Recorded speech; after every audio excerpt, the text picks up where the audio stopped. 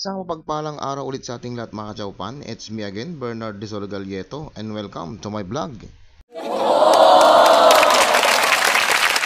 Today's video mga kachaupan na isa naman pong simpleng ulam ang ating lulutuin na tiyak magugustuhan nito ng buong pamilya at syempre ng buong tropa.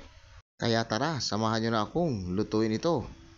Isa lang natin mga kachaupan ang ating kawali sa ating mahiwagang calandius oil at painitin ng kaunti bago natin ito lagyan ng kaunting mantika. Antay lang natin ito mga kachaupan na uminit ng bahagya bago natin ihulog ang karne ng baboy. Pisngi ng baboy ang nilagay ko dito mga kachaupan. Doble ingat po tayo mga kachaupan sa paggigisa dahil matilamsik po ang mantika at baka po tayo ay mapaso. Gigisahin lang natin ito mga kachaupan hanggang sa ito ay maging golden brown. Naglagay na ko rito mga kachaupan ng karikit na asin para magkaroon na ng lasa ang ating pisngi ng baboy bilang unang panimpla. Halu-haluin lang natin ito mga kachaupan ng bahagya para ito hindi dumikit sa ating kawali.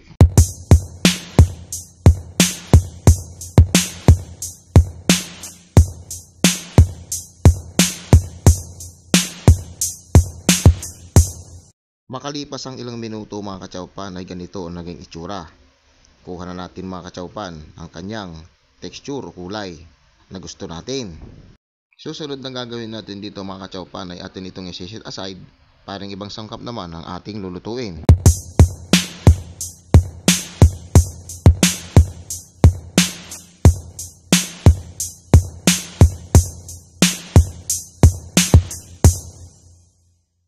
Babawasan lang natin ng kaunting mantika mga kachaupan dahil sa sobrang dami para sa susunod na paggisa ay may magagamit tayo.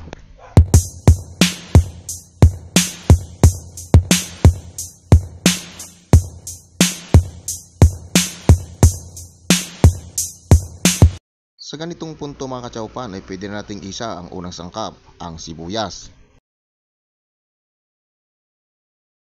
Isunod nating igisa dito mga kachaupan ay ang luya. At syempre hindi mawawala mga kachaupan ang bawang, lalong-lalo na sa paggisa. Hahalu-haluin lang natin ito mga kachaupan ng bahagya hanggang sa ito ay maging golden brown at mangamoy ang aroma ng mga ito.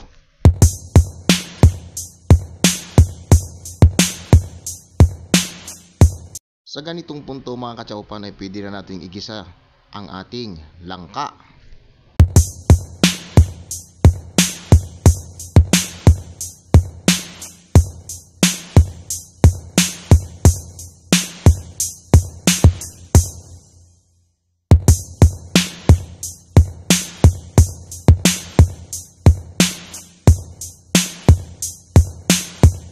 Pagkatapos nating haluin mga kachaupan ay maglalagay na tayo dito ng mga karagdagang panimpla katulad ng paminta,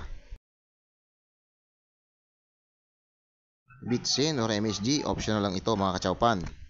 At syempre ang asin mga kachaupan para magkalasa ang ating niluluto. At syempre hahaluin lang natin ito mga kachaupan para yung mga nilagay nating sangkap ay manuot sa ating langka.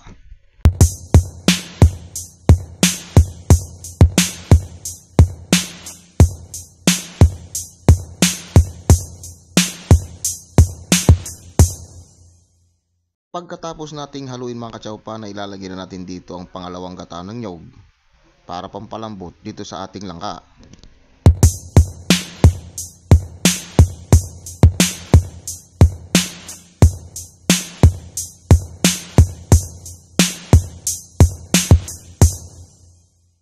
Naglagay din dito ako mga kachaupan ng isang pirasong pork cubes bilang pampadagdag lasa.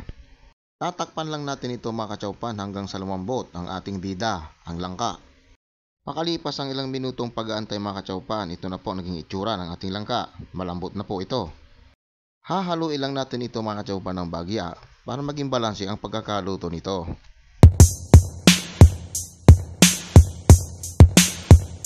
Naglagay ako dito mga kachaupan ng kaunting suka, iwas panis. Sabay lagay ko na dito mga kachaupan yung ating fried pork na isinet aside natin kanina. At syempre mga kachaupan, hahaluin natin ito ng bahagya para maging balanse ang pagkakaluto ng mga ito.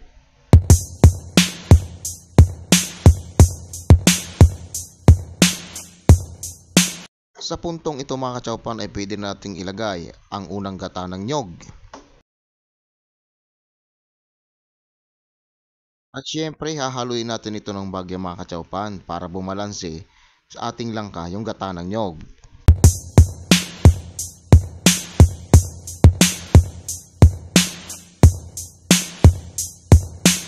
Naglagay din ako mga kachaupan ng ilang pirasong siling green para may kagat-kagat ng konti sa ating labi at syempre dagdag aroma na rin. Sabay halo ng bagya mga kachaupan para lahat ng nilagay nating sangkap sa ating langka ay maging balanse.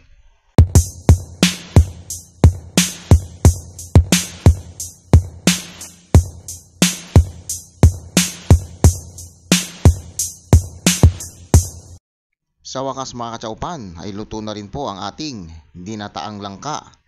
Kayo ba mga kachaupan, paano kayo magluto ng langka? Pakishare naman po dyan sa baba. Maraming salamat. Hanggang sa muli. Bye bye. Kain na na.